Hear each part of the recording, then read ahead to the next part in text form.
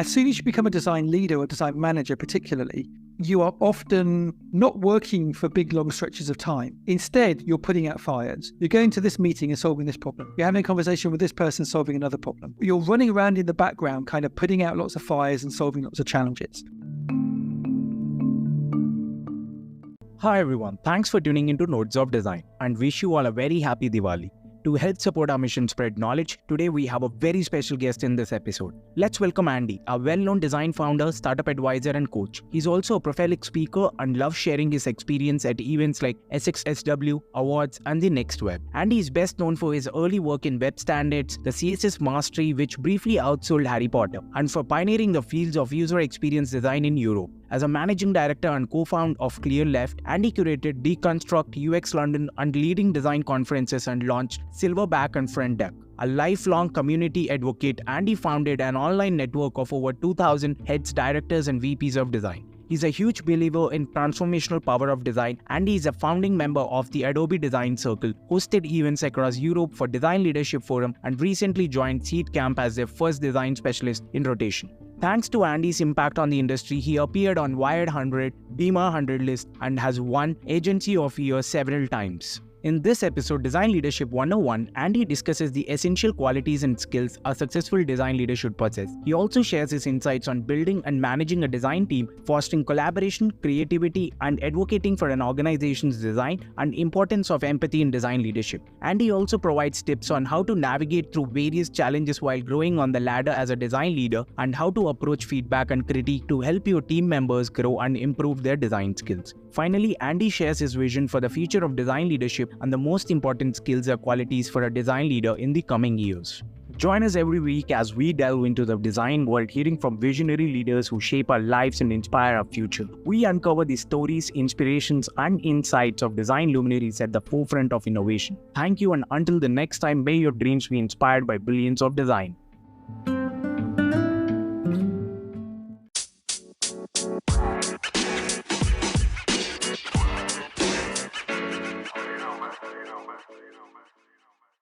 Hi everyone, thanks for tuning into Nodes of Design. In this episode, we have a very special guest with us. Hi Andy, welcome to Nodes of Design.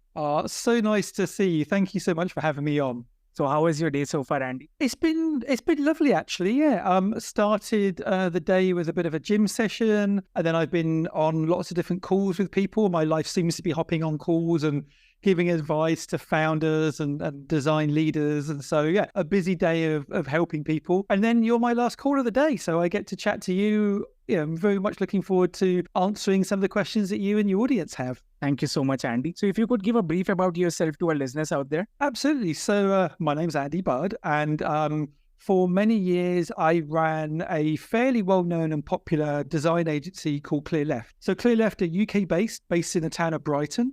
And we were arguably the first company, the first agency in the UK to specialize in user experience design. This was back in kind of the early sort of noughties. We ran conferences like UX London and Deconstruct and Leading Design, which have gone on for many, many years. And, in the early stages, we kind of helped kind of really grow and promote the kind of the UX community in the UK. About 2 years ago, I actually sold my agency to the team. So now the company is employee owned and employee run. And I went off to do my kind of next adventure. And what I've been doing the last couple of years is two things. I've been working in the venture capital space. I'm a VC. I'm a venture partner at C Camp, which is one of the best known kind of VC funds in Europe. And I help founders grow their business. But I do so through the lens of design and product. So I'm always trying to get them to understand how important design is, how important product is, and try and bake that in from the start. And then the rest of my time, I support design leaders. So heads, directors, and VPs of product and design. They can be running teams of anything from 5 to 200. And I help them navigate some of the challenges of being a design or product leader. So yeah, that's kind of what I do in my day job now. And I could talk for a lot longer about all the other things I've done, but that's sort of me in a nutshell, really. Thank you so much, Andy. So what was your journey into design and how did you start? And what are your tips to the beginners and starting their design journey? Well, I mean, my journey, like many people of my age, was very typified of the time. I was a hobbyist. I was a fan. I discovered the internet early. I was traveling around the world, really. I spent 6 months traveling around India. I spent a year and a half traveling around Southeast Asia. And when I first travel to India in the kind of the early 90s, if I wanted to kind of send word of my travels home, I'd have to write a postcard and send it to somebody and go to a post office, postal store to pick it up. Very, very old school. And that was partly because the internet back in the day was usually sort of tied into ISPs and people didn't have separate email accounts. And then Hotmail came along and changed the game. And suddenly you started seeing all these cyber cafes popping up in little towns and villages. And now you could go and you could contact your friends. And two things happened to me. So first off, I'd always been interested in technology, by the way. Like, I had a really early computer at home, a Spectrum 48K. I was the first kid on my block that had a computer. Back in the day, like, you used to get these magazines and you would type out the code from the magazine to write a little computer game or a little program or what have you. So I'd always been sort of interested in that. When I went traveling, I discovered the internet, and I would be in one town trying to think about where I was going to go next, and I'd look up the websites and kind of, I was into scuba diving. I'd find dive spots. I did my first diving class in the Andaman Islands, which is absolutely beautiful. If you ever get the opportunity to visit the Andaman Islands, they're absolutely wonderful. And so, I became a hobbyist. And then two things happened. So one day I was sat in a cyber cafe, and I was kind of on Hotmail, and the guy next to me had a black screen up with loads of white text with angle brackets. I'm like, that's really weird. Like, what's that? That's not email. If I asked him what he was doing, and he told me that he was making a web page, and I didn't realize you could make that. So I was like, oh, wow, that's interesting. How do you do it? And he told me a little bit about it. So I thought, next time I go traveling, I'll maybe make my own web page. This was before the term blog had even come out. I'm very old. And then the other time I was in a hostel in Singapore, and I was chatting to this guy, and he was telling me that he was a web designer, and he was saying hey, look, I've learned this thing called HTML and CSS. It's really easy. You can learn it in a few weeks, and I make a load of money. And so I work for 6 months and travel for 6 months. And so I thought, that sounds great. I went home. I got a old Pentium, 486 or whatever it was called. I went and sat, because I didn't have a lot of money. I went and sat in coffee shops and in bookshops, and would read all these kind of books on how to build websites, how to kind of do Photoshop, and how to do PHP, and I taught myself. And so, very much like a lot of people at the time, a self-taught web designer. I discovered in the early stages, I was a Flash programmer as well. I used to love the interactivity of Flash. I was a really early Flash 4 user. I made 3D models in Flash, which is quite unusual. I programmed object-oriented games in Flash, which I really, really love. But then I discovered the web standards community. So there was this movement back in kind of the mid-noughties, I guess, of HTML and CSS and these new kind of standards that were coming on board. And so I got really embedded in that community. I had the second ever CSS driven website in the UK. I wrote probably the third ever CSS book in the UK, CSS Mastery. And so for a long time, I was really, really well known as a CSS person or a web standards person. I spoke at conferences and events, South by Southwest, and met people like Jeffrey Zeldman and Eric Meyer and some of my kind of heroes from the time. So when it came to starting my agency, originally we thought about maybe starting an agency that was around web standards. But I really, really quickly realized that web standards was not going to be, it was going to be, like it is today. No one even talks about web standards, it's just how we build things. And I discovered this thing called UX. And so I was like, well, why don't we be the first UX company in the UK? And so, that's where the kind of the journey kind of really picked up. So very much a hobbyist, very much inspired by the ability of the internet to talk to people around the world. I could be in the UK, but I could, read stuff online that people have written in India or written in Indonesia or, Singapore or whatever. And so I love that kind of spirit of freedom. And that was a thing that kind of really I got into. Now, I think the internet's changed a lot. I think our industry's changed a lot. Back in the day, you could be a hobbyist. I think now web design, product design has been professionalized. I think it's really hard for people to kind of break in. Like when I was getting started, I could make really, really bad designs because every design was really bad. I could have really bad usability because all the usability was really terrible. Now, the barrier to entry is a lot higher. It's a lot harder for people to kind of do good work. I think some things have helped. I think design systems have helped. I think, sites like Dribble have helped. I think kind of, CSS, and kind of design libraries and style guides have helped. But I think the real big challenge I'm seeing at the moment is, twofold. First of all, I think it's difficult to get on the bottom rung of the ladder. Like every job ad you see wants 2 or 3 years experience. How do you get 2 or 3 years experience if everybody wants to get 2 or 3 years experience? In the olden days, you would set up shop as a freelancer, you would knock up websites for friends and neighbors, but that part of the market has got smaller and smaller. Now, if you want to get a little website, you can get a WordPress template off a Wix template offline. You can go to Shopify and build a website. So I think the opportunities for younger designers to break in have got harder and harder and harder. But I still think, like, to break in, you have to have a portfolio. You have to be able to show examples of 2 or 3 or 4 websites in order to kind of land, or products to land that job. So I'm seeing a lot more people now kind of get non-technical jobs. Or I think with an engineer, it's easier. I think with engineers, people are always in engineers, but with designers, you might need to kind of start working as an engineer first off and then show a propensity for design and move into design. You might start as a product manager, or you might build up a kind of an existing portfolio of small projects. I think the bigger challenge I see coming along is the challenge of AI, to be honest. I think as design systems have got very sophisticated, you are, as a designer, often not needing to build things from scratch anymore. You are using an existing design system, and often product managers are describing the interface for you. They're gathering requirements. They're maybe even writing, page description diagrams or, wireframes. And I think it's not going to be too far that product managers can then open up a tool, describe an interface layout to the tool, and the tool assembles an interface from the components that you've already got in your design system. And so I don't think we're kind of at a crunch point at the moment, but I do think over the next 5 or 10 years, we're going to see more and more tools popping up that allow people that are non-designers to make credible designs. And so the advice I would give to younger designers is think about the thing that makes us humans special. It is no longer our craft skills. It's some people call them soft skills, although there's contentious around that terms, but it's your ability to influence. It's your ability to talk to people. It's your ability to solve problems, to solve blockers, to go and talk to engineering, to figure out what's slowing things down, to go and talk to product, to make sure that they kind of have the information they need, to go and talk to marketing, to explain why this feature or that feature might not be might give you a short-term win, but might maybe cause problems in the long term. And so it's your ability not to create the designs now, but to navigate those designs to their completion that I think will be key. It always has been key. But if you take a designer's skills and you remove you remove 80% of the design work, I don't think it will all go away. But if you remove a large part of it, then what's left is that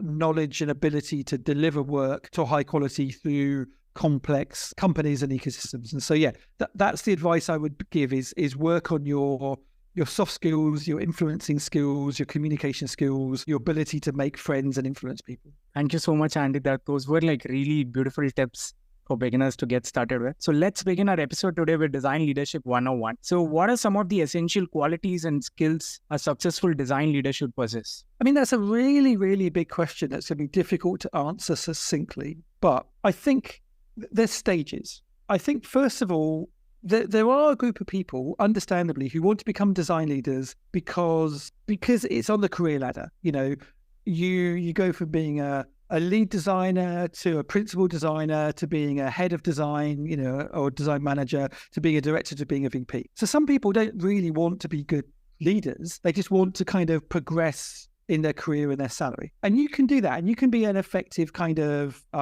career person. But I think the people that typically make great early leaders are often the ones that have felt frustrations on the team. They've seen processes that have been suboptimal. They've seen areas of wastage. They've seen some of their team members feel disenfranchised or non-supported. They've maybe seen people leave the company because they're not feeling like they're able to kind of really deliver value. And so I think if you are somebody that sees that and thinks, I have the capability to change this, I will go into management and I will have a crack at making things better, then that's a good start. Because I think really, really good designers, generally I think good designers want to make the world better. As a practitioner, you want to make the world better by making interfaces nicer. You realize that often there are barriers in the way to making those interfaces nicer. And so becoming a manager allows you to shepherd better outcomes, making the team happy, making them more effective, making them better functional, and delivering better work. Now, the challenge with that is that your job fundamentally changes. when you are a designer, you get given a project, you might be working on for a day, a week, a month. You get to work, you have a few meetings, you jump into Figma or whatever your design tool is, and you can kind of get lost and absorbed with the problem.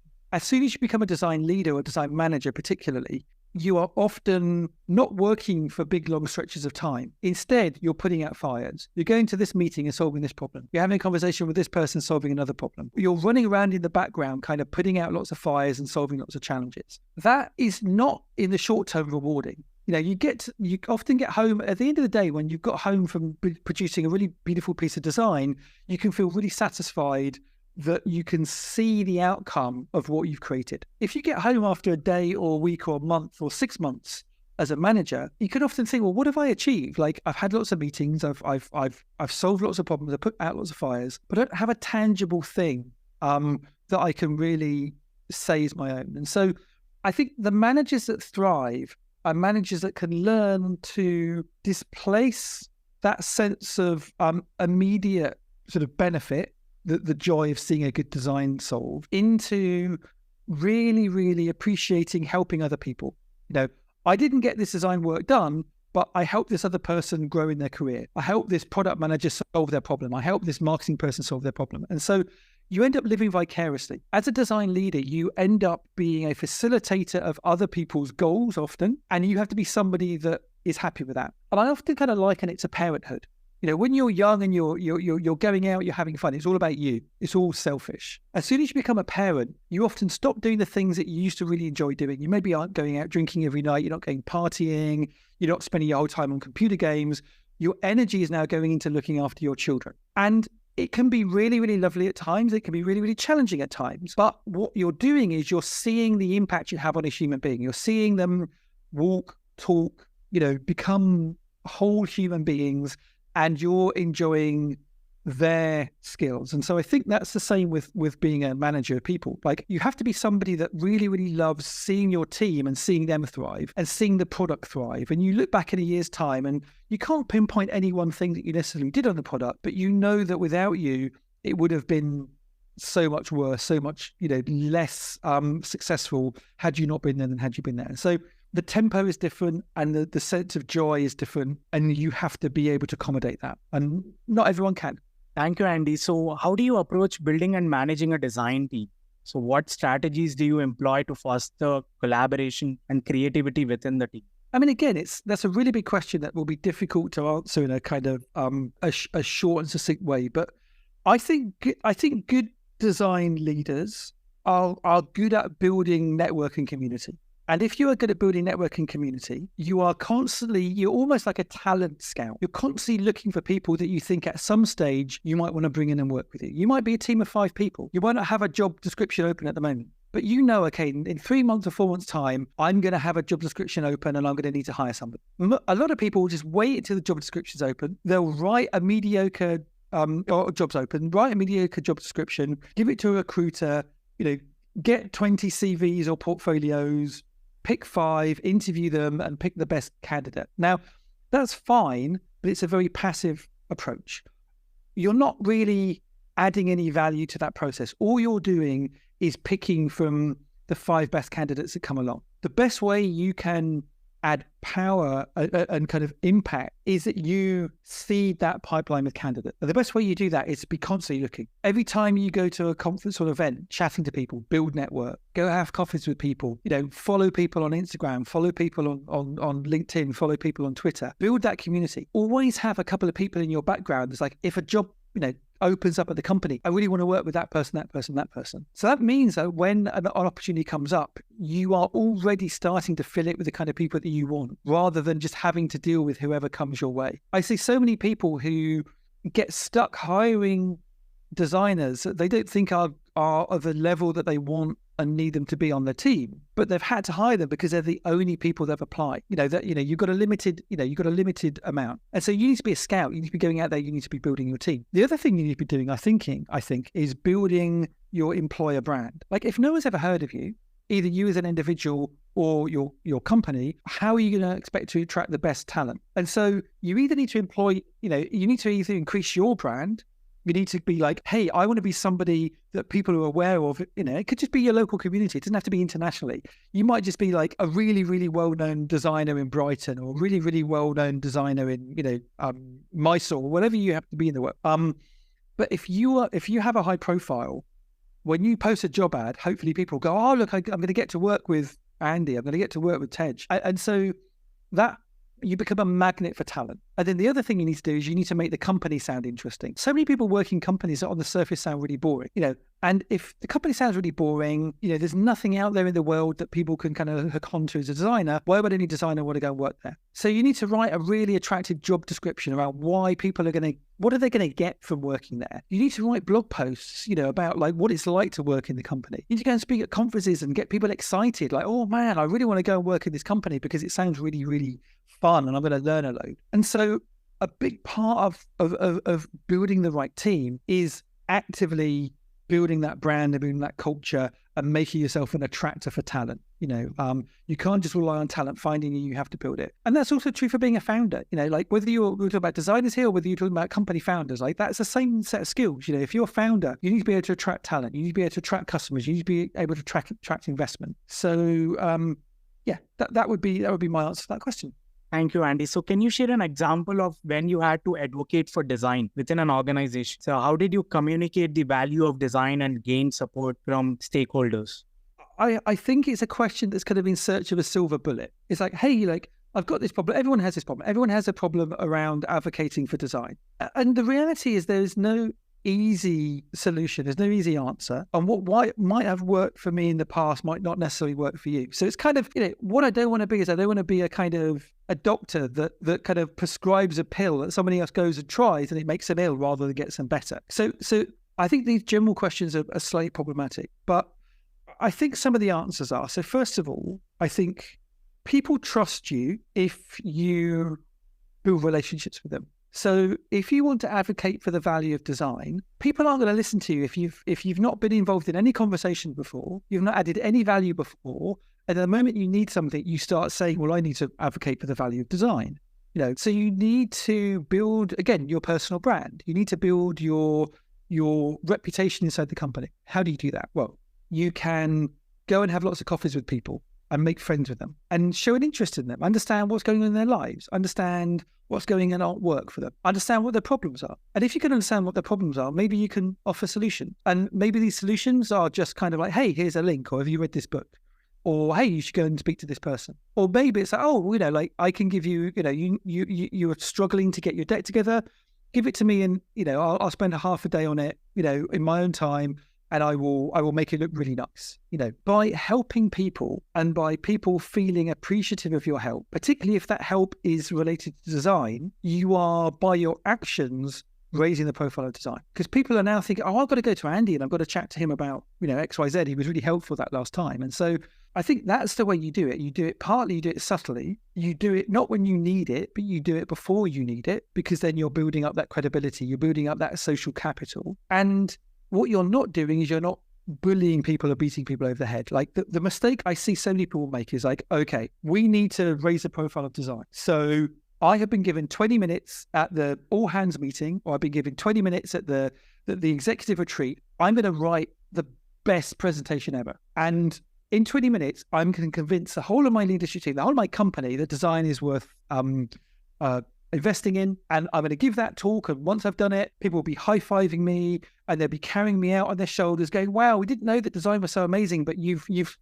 convinced us. Like, everyone wants to have that narrative. Everyone wants to kind of like do the one thing, land the final kind of touchdown, and everyone kind of, see them as heroes. But we always try and place ourselves as the heroes in the narrative, and it almost never works. I've never seen somebody give a presentation to a group of executives like, oh, we didn't know about this thing called design, but now you've told us about it in 20 minutes. Of course, I'm going to do it. It's long, it's slow, it requires proof, it requires evidence. It's not just a case of like, oh, well, I think design is really important, so you need to believe me. It's through your action. How do you convince people that design is valuable? You do valuable design. You help somebody with design and it gets better, and you do it again and it gets even better. You do it again and it gets even better. And if you consistently add value and you consistently help people through design, you gain the right and the ability to have an impact. Now, I think you should also learn the language of business, because the last thing you want to go into conversations is being all kind of fluffy and woolly and designy and, arguing about dark patterns and this and that and the other. I think you need to be able to talk to business people in the language that and the interest they have, and so how can design be raised as value? Well, if it could deliver value, if you could make people money, if you can go to your boss and say, hey, look, we've identified this problem. We reckon it will take 2 weeks to fix. And we think probably it will earn us, £500,000, 10 lakh rupee or whatever it is. If you give us the time, we will go and we will deliver that. And when you get the permission, you deliver it and you make really sure that it has the outcomes that you've said or even better. And if you could consistently deliver work and value, then people will suddenly start taking you seriously. Thank you so much, Andy.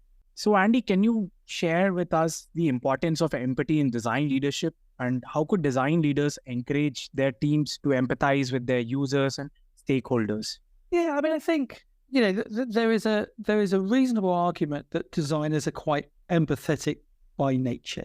Our job is to be user-centered. Our job is to understand user needs. Often we are spending our time applying our empathy towards the people who are using our products and services. But I do think sometimes we do that at the sake of not thinking quite so much around our business colleagues. Often we'll have very, very detailed understandings of user motivations, mental models, and yet we'll make up stories around kind of like, our marketing team just wants to do this because of X. Our product manager only cares about money.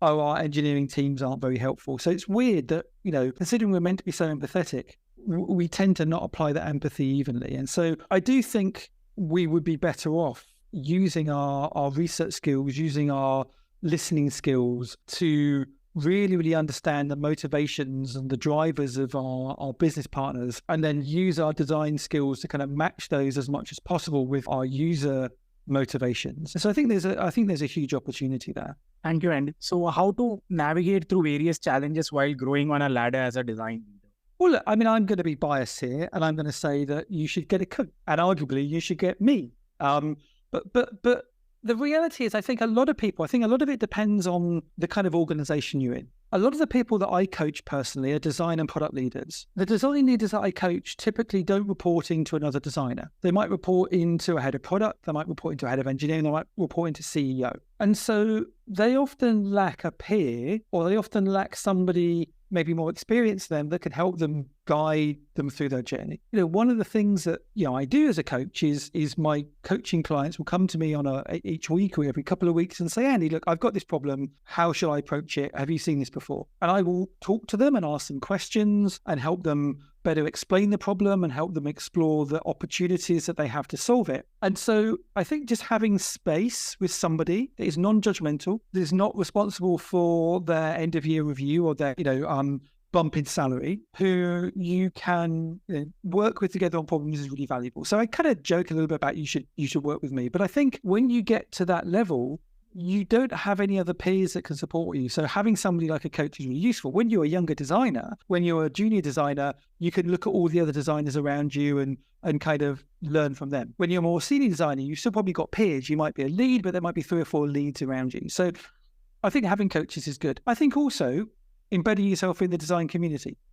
If you are the only designer of your kind, the only leader of your kind in your company, you might want to find other design leaders. You might want to go to conferences like Leading Design. The conferences are organized. You might want to join the Leading Design Slack community. You might want to arrange meetups in your local town that says, hey, look, let me get, half a dozen design leaders together. We can sit and we can chat and we can share. Because once you get to that kind of certain level and you're the only person of your kind in an organization, you need to find external support. Obviously, there are conferences, there are talks, there are books. We should all be constantly learning. You mentioned one thing which I think is interesting, which is about the design ladder, career ladder. Now, as a junior designer, often you go and join a company that has a well-defined career ladder. You're like, this is what I expect of a junior. This is what I expect of a senior. This is what I expect of a lead. Ironically, those ladders are often created by the design leader, and the design leader very rarely adds their own level in that ladder. So you have a design leader that's got like all of the people kind of under them, arguably, although, I hate the hierarchical model, but, it's easy to explain that all the people that report to them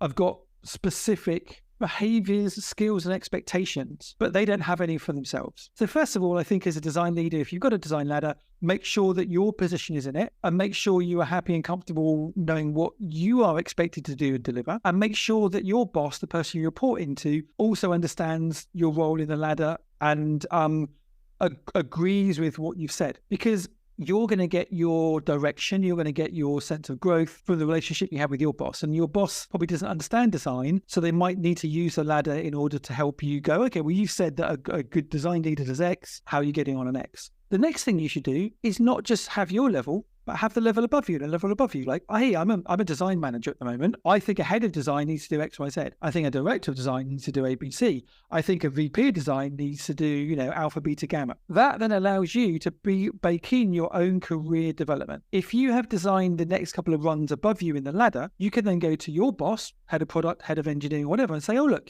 I've been a head of design for a while. I think I'm doing all the things that, I should be doing for a director level. Do you agree? Or what do you think I need to do in order to get to the director level that I'm not doing at the moment? So you can kind of like control that conversation a little bit more, because you get to kind of define the role. And you can't do it in isolation. You want to kind of like check with your bosses first. But, I think building yourself into the ladder and building the next couple of runs of the design leadership career into that ladder is very sensible. Thank you so much, Andy. So as a design leader, how to approach feedback and critique to help your team grow and improve their design skills?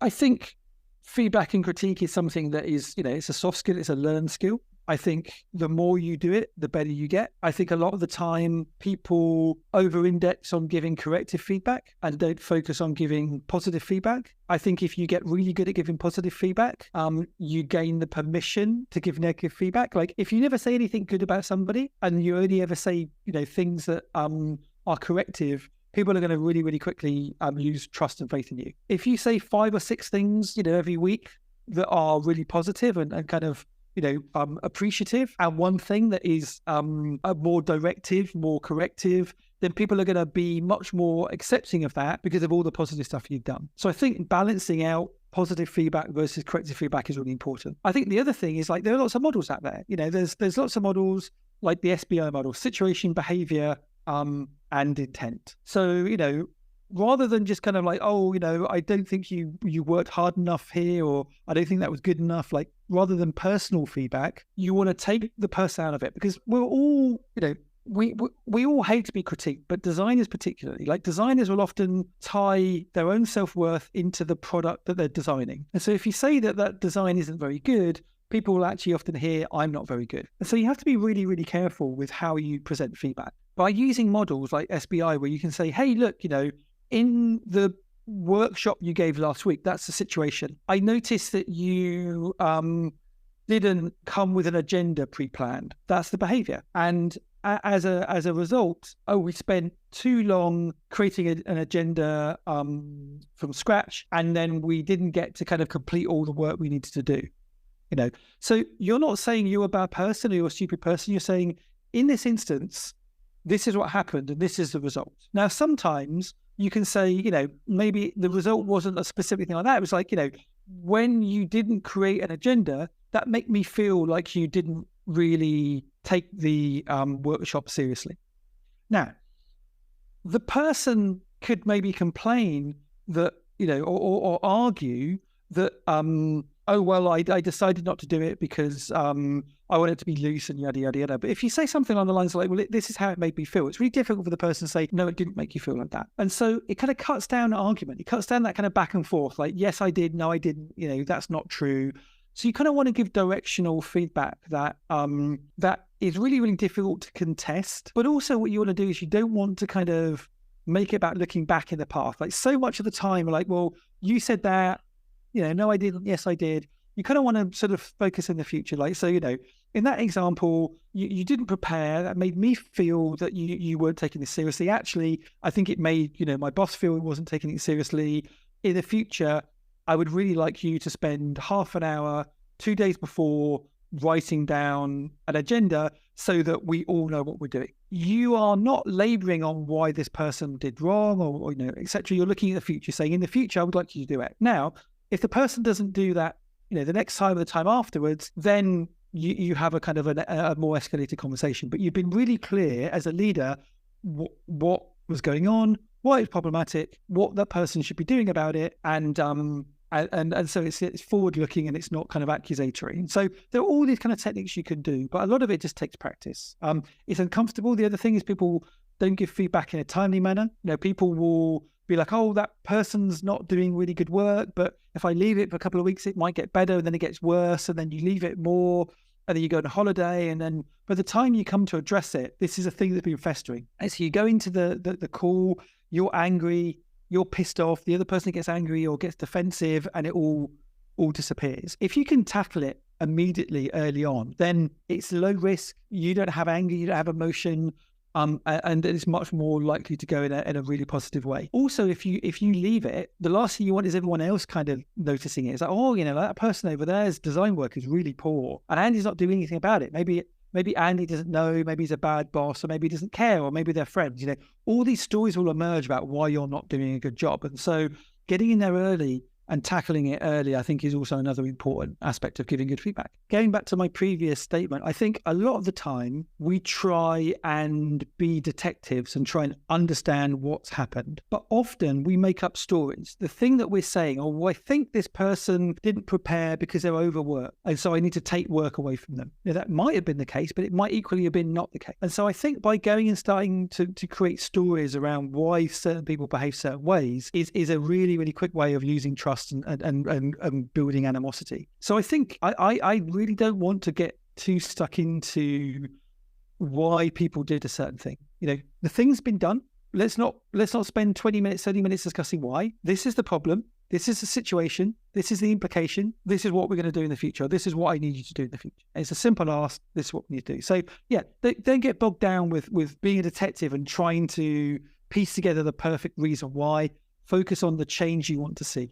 Thank you, Andy. So what is your vision for the future of design leadership, and what do you believe will be the most important skill or qualities for design leaders in the coming years with the rise of AI? I don't know if I have a vision for design leadership. I think we are, in terms of design leadership, I think it's going to stay largely where we are. I think that design leadership has become a functional management role. And so most design leaders are tasked with looking after a team of 5 designers, 10 designers, 50 designers, whatever it is, and looking after their well-being, making sure that the team have got the right set of skills, making sure they're interacting well, making sure they're interacting cross-disciplinary.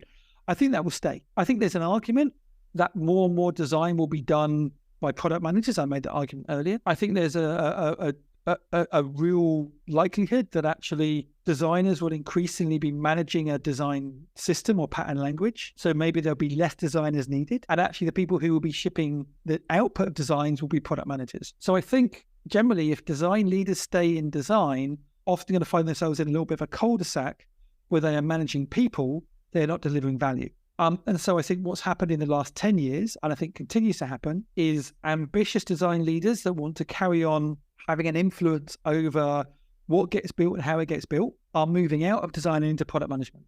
Now, that's not ideal.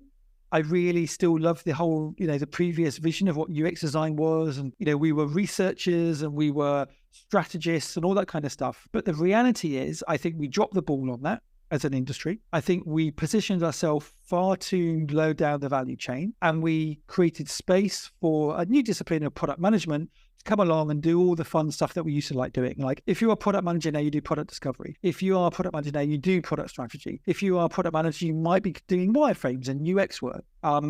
Us designers, that annoys us, and we don't want that to be the case, but in many instances it is, and there's nothing we can do about it now because we kind of made our own bed. And so I see a lot of design leaders moving into product as the obvious answer to that, and actually leading a whole product discipline, not just leading the product managers, but leading design and leading engineering, and it being kind of like managing a multidisciplinary team. So I think that's the kind of the direction, but I do think we are going to move into a world that will have less designers needing to be managed, which also means there'll be less design leaders kicking around.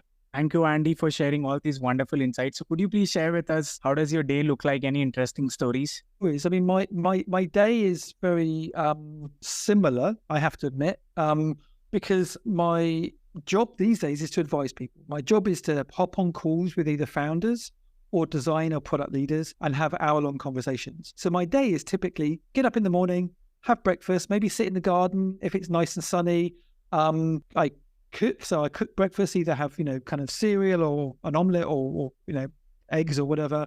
And then I just hop on a series of calls. I get burnt out on calls very easily. So I try not to have back-to-back calls. I sometimes do. Today I had a couple of back-to-back calls, although it wasn't deliberate. Often I'll have at least a 15-minute or half an hour gap between calls. But if those calls go long, then it will end up being back-to-back calls. And I typically, work from 8 or 9 o'clock till kind of like 5 or 6 o'clock in the evening, sometimes a bit later if there's stuff like this going on. Yeah, it's a pretty kind of standard day. I am quite fortunate that I work a 4-day a week. So I usually have Wednesdays off in the middle of the week. And usually on Wednesday, I try and do fitness stuff, or I try and go for a walk or hike in the country to kind of reset a little bit. Often, because a lot of my work is advising people, I've got to kind of stay abreast of what's going on. So I'll also listen to a lot of podcasts and a lot of audiobooks. So if I go for a walk in the country on a Wednesday, I might, if I've got a client that's got a problem, or I've got a founder that's got a problem, I might download an audiobook. I'll often listen to it on 2x speed, and I'll kind of like cycle through it. In a 3 or 4 hour walk, I can get through a whole audiobook. And that means that when I go and talk to them on Thursday or Friday, I'll have more flexibility or more material to kind of lean on. So but yeah, other than that, my day is pretty much like a lot of people's days are these days, which is hopping on calls. Thank you so much, Andy, for sharing all these wonderful insights with us. So we'll conclude the show by your 3 favorite books and people who inspire you the most in this space.